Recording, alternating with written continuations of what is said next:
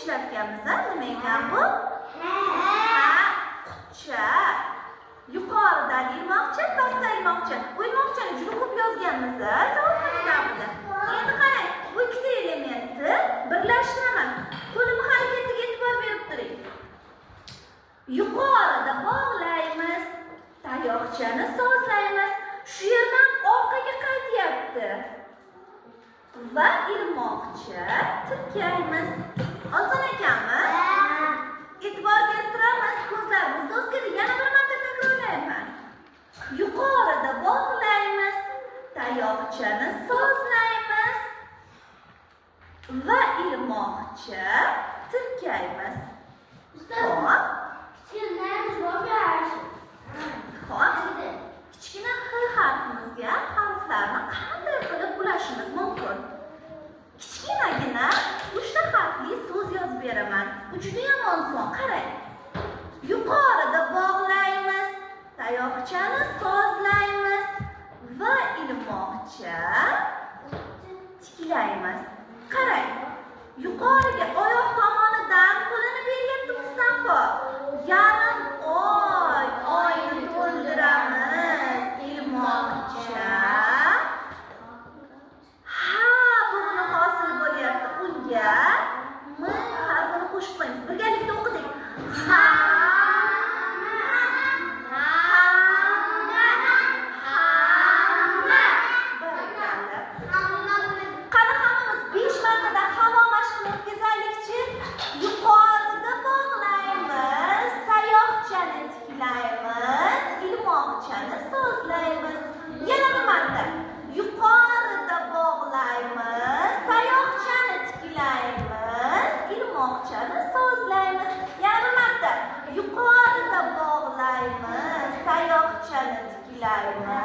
Ilmoqchani bog'laymiz.